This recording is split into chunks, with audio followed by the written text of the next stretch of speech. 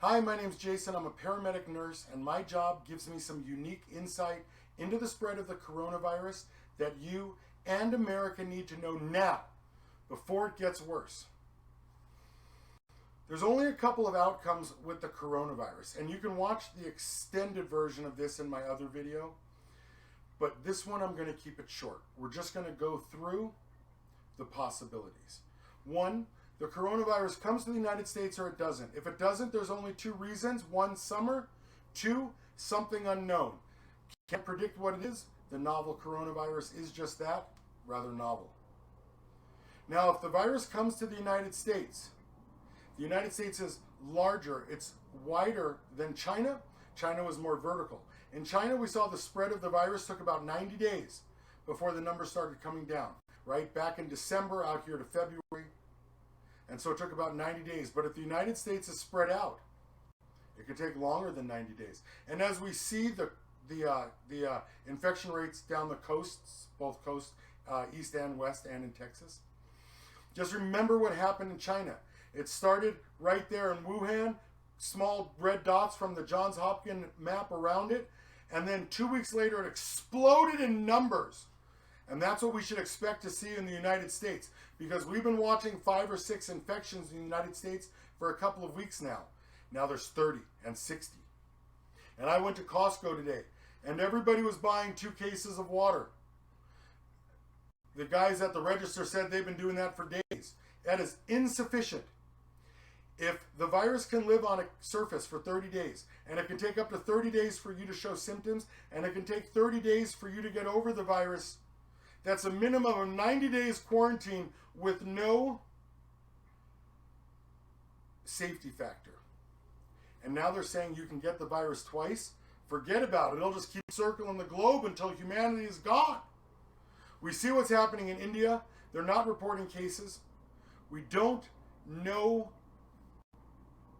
what's happening in the rest of the world, but it doesn't matter. Because here in the United States, we have to deal with us. And when it comes to the United States, Americans do not quarantine well. We have to understand that if we expect people to shelter in place for 60, 90, 120 days, that we're going to have to provide some essential services, because there are parts of the city that don't have that kind of money to save 30, 60, and 90 days worth of food. What we need to do now at the United States is try to elongate the spread of the virus, so it takes as much time as possible, so there are as few sick people as possible as attacks on our system.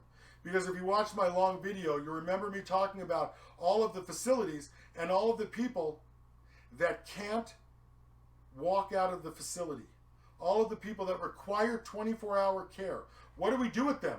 Do we just euthanize 250 people in Las Vegas because the nurses can't come to work to take care of people that are that sick? Not even that sick.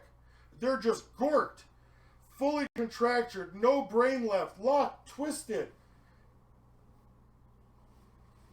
Well, I'll tell you, even as a PIC nurse, it is tough going out there and doing a procedure on a person that has no life.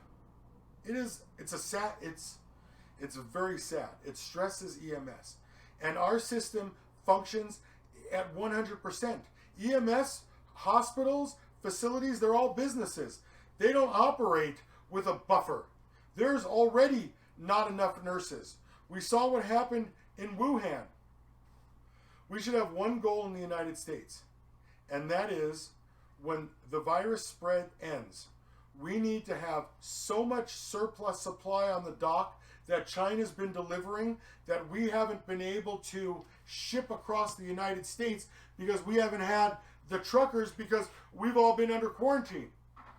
If we come out of quarantine and there's no supplies waiting on the dock, we're in trouble.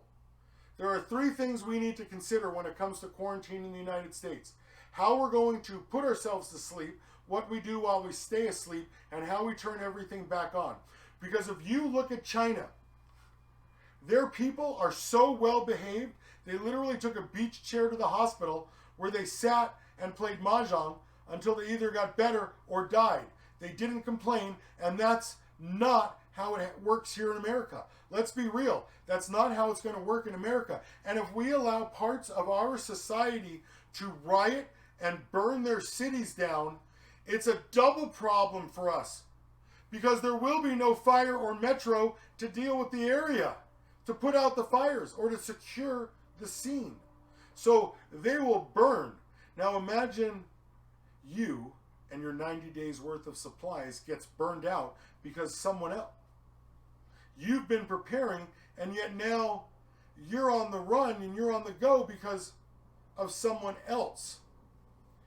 If we don't deal with problems like that up front, then not only will the people that cause the problem up front be a problem, but the people they affect will be a problem, and the situation goes and it's a snowball. And let's be honest, the United States is not good at cleaning up our own mess. We move forward, we think about tomorrow, and we don't ever look back. And then when we look at China, they look back. They think about today, and they look back, and they prepare for tomorrow. In China, they haven't burned themselves to the ground. Imagine the United States here, and MLK Street in every city riots because they have nothing, and brings that problem everywhere else into the United States if we don't deal with it now. If they riot, what about the people around them? When they get burned out, now in 30 days there's no food for any of them. Remember, anywhere in the world is 9 meals away from anarchy. We have to prepare to shut the United States down if we decide that the coronavirus is going to come here, which it will. We have to take all of the construction that's happening and shut it down safely.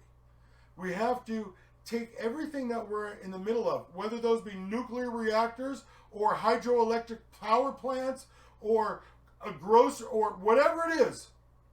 We have to be prepared to turn everything off safely, protect our assets while we're sick, so whomever survives will be able to turn them back on safely, and we'll be able to pick up where we left off, even if it takes a while to ramp up. But if we F ourselves in the A and burn down our own infrastructure, then how are we going to turn it back on when China is ready to ship us goods again? And if we can't turn our infrastructure back on, that makes us vulnerable. It makes us vulnerable to attack from other countries that were more prepared. 20% maintenance relieves 80% repair. And nowhere and in no time in history has that ever been more meaningful than now in the United States. Because if we don't start to act now, and remember, if we have 120 days, we've been watching those red dots on Johns Hopkins for 30. We have 90 days to act. And that's will put us into the full swing spread of the coronavirus.